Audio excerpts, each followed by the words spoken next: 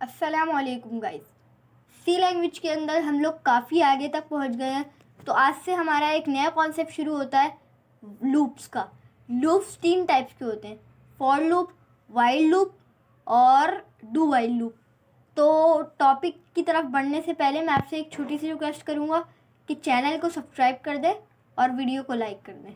तो चलते हैं आज की वीडियो के टॉपिक की तरफ। तो मैं सबसे पहले अपना VS कोड को स्टार्ट कर लेता हूँ।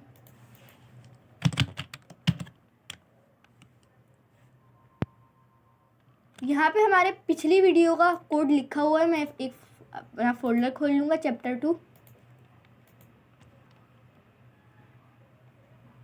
तो चैप्टर 2 हमारा ओपन हो गया।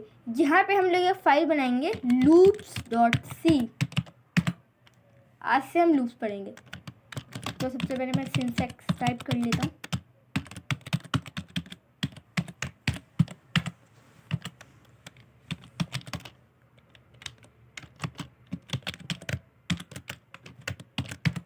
तो हमने सिंटैक्स भी लिख लिया। अगर आपसे कोई कहे कि आप 1 से लेके 5000 तक काउंटिंग प्रिंट करवा के दिखाएं सी लैंग्वेज के प्रोग्राम की मदद से, तो क्या आप 5000 प्रिंटफ लगाएंगे? नहीं। इसीलिए आता है हमारे पास लूप्स। लूप कुछ इस तरह समझ लें आप लोग, एक काम को बार बार। फॉर एग्जाम्पल सबसे पहले हम लोग समझेंगे वाइल लूप। मैं यहाँ पे लिखूँगा वाइल। तो इसने मेरे पास ऑटो जनरेट हो गया कोड। यहाँ पे वाइल लिखने के बाद यहाँ पे कंडीशन डालूँगा। ये कुछ इफ़ एल्स की तरह ही हैगा। अगर आपने वो वीडियो इफ़ एल्स की नहीं देखी तो आप वो देख लें। यहाँ पे मैं एक वेरिएबल इनिशियलाइज कर लेता हूँ आई नाम का। इसको मैं 0 कर देता हूँ। तो वाइल लूप जो क्या करती है, किसी भी काम को बार बार करने के लिए हम लूप का इस्तेमाल करते हैं। फॉर एग्जांपल 1 से लेके 10 तक काउंटिंग प्रिंट करने के लिए आप लोग 10 प्रिंटफ ना लगाएं, आप लूप्स का इस्तेमाल कर सकते हैं। लूप्स गेम के बनाने के अंदर, सी लैंग्वेज के अंदर बहुत काम आती है, क्योंकि लूप्स का ही सारा खेल होता है। फॉर एग्जाम्पल गेम के अंदर एक गेम लूप होती है जिसको आप बार बार देख रहे होते हैं, इसीलिए हम लोग लूप कॉन्सेप्ट पढ़ रहे हैं। तो यहाँ पे वाइल के अंदर एक कंडीशन जाएगी। मैं सबसे पहले यहाँ पे आई, जब तक चले ये लूप जब तक आई छोटा है 10 से, बल्कि 11 से, ताकि 11 तक की काउंटिंग प्रिंट हो जाए। यहाँ से मैं इस कमेंट को हटा दूंगा। तो यहाँ पे मैंने लिखा है एक डब्बा बनाया, वेरिएबल बनाया आई इज इक्वल टू 0, जिसकी वैल्यू 0 कर दी मैंने। उसके बाद मैंने यहाँ पे कंडीशन लिखी वाइल जब तक चले जब तक आई की वैल्यू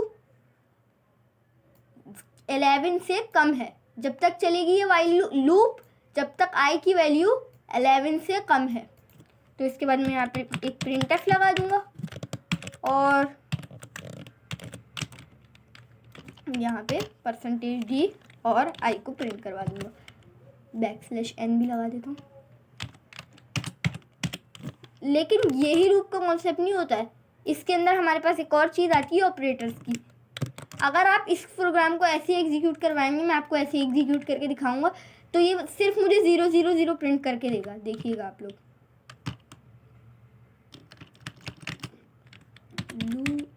सबसे पहले हम loops.c को कंपाइल कर लेंगे।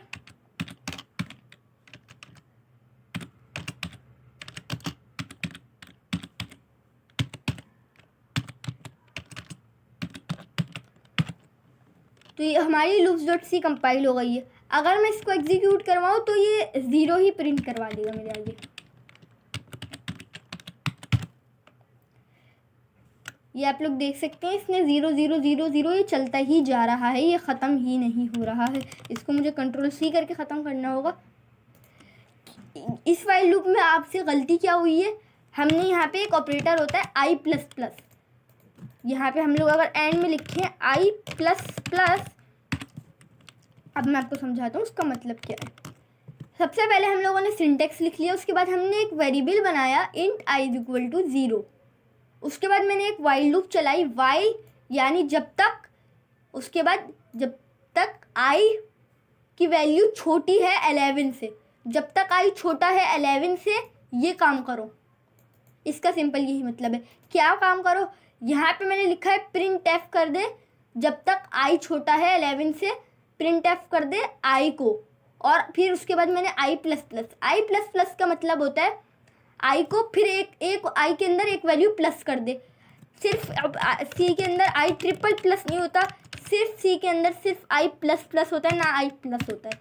आई प्लस प्लस का मतलब होता है कि जैसे ही ये वाइल लूप एग्जीक्यूट हो जाए ये प्रिंट कर दे, उसके बाद आई की वैल्यू अभी 0 है, आई प्लस प्लस की मदद से 1 हो जाएगी, उसके बाद फिर ये एग्जीक्यूट होगा, फिर आई प्लस प्लस दिखेगा उसको, वो आई की वैल्यू को 2 कर देगा, ऐसे ही एग्जीक्यूट होती रहेगी। तो अब इसको एक बार कंपाइल करके देखते हैं, हमारी सारी वैल्यूज़ को प्रिंट करवा देगी। कंपाइल, अब इसको एग्जीक्यूट करवाएंगे तो ये देखें इसने 10 तक की काउंटिंग प्रिंट करवाई है। क्यों करवाई है? जब मैंने कहा है जैसी ये हो जाए 11 बड़ा है 11 से, यहाँ पे इसने 11 तक क्यों नहीं करवाई? क्योंकि यहाँ पे जैसी आई की वैल्यू 11 हो जाएगी तो क्या होगा, 11 बड़ा है 11 से, ये तो गलत हो जाएगा, फॉल्स हो जाएगी, तो ये वाइल लूप से एग्जिट हो जाएगा, ये वाइल लूप के बाहर आ जाएगा, ये अंदर नहीं जाएगा। तो यहाँ पे मैं इसको वापस आई कर देता हूँ। तो मैं इसको एक बार और एग्जीक्यूट करके आके समझाता हूँ आप लोगों को। तो यहाँ पे मैंने एक और बार आपको समझाता हूँ, यहाँ पे इसने 0 से 10 तक क्यों प्रिंट करी है, मैंने आपको वजह बता दी, क्योंकि 11 से बड़ा नहीं होता। तो यहाँ पे मैंने वाइल का इस्तेमाल करा है, और यहाँ पे एक लिखा हुआ होगा आई प्लस प्लस का सिंपल सा मतलब यही होता है कि आई की वैल्यू में 1 प्लस कर दे, आई की वैल्यू में जितनी भी हो आई की वैल्यू उसके अंदर 1 प्लस कर दे। जैसे ही आई की वैल्यू 11 हो जाएगी और फिर से ये काम होगा तो यहाँ पे वो देखेगा, वो यहाँ आ जाएगा 11, तो वो देखेगा, वो कहेगा 11 ग्रेटर देन 11, वो फॉल्स हो जाएगा, तो वो वाइल लूप से एग्जिट हो जाएगा और हमारा प्रोग्राम क्लोज हो जाएगा। तो आई प्लस प्लस का मतलब होता है आई के अंदर एक नंबर आई के अंदर 1 प्लस करता रहे, आई के अंदर 1 प्लस करता रहे। इसी तरह हमारे पास आती है एक और लूप जिसका नाम होता है do while loop. Do while loop का सिंटेक्स कुछ इस तरीके से होता है, यहाँ पे डू वाइल का कोड आ जाता है। इसके अंदर एक ख़ास चीज़ होती है कि ये एक बार तो एग्जीक्यूट होनी ही है, ये एक बार एग्जीक्यूट होनी ही है। मैं यहाँ पे आई == 5 कर देता हूँ, और यहाँ पे इसकी एक ख़ास बात दिखाता हूँ आपको। मैंने यहाँ पे एक आई नाम का वेरिएबल बनाया जिसके अंदर मैंने वैल्यू 5 डाल दी, इंट i = 5। उसके बाद मैंने डू वाइल लूप चलाई जिसके अंदर मैंने कहा डू, ये एक बार तो करेगा ही। अगर मैं यहाँ पे कर दूँ प्रिंट f %d कोमा आई, तो ये एक बार तो चलेगी, ये डू यानी करो, वो करेगा इसको। उसके बाद ये कंडीशन देखेगा, ये कहेगा अच्छा ये तो 5 के इक्वल हैगा, वो एग्जिट कर देगा। देखें कुछ इस तरीके से। यहाँ पे चाहे मैं i++ भी लगा दूँ तब भी ऐसा नहीं होगा।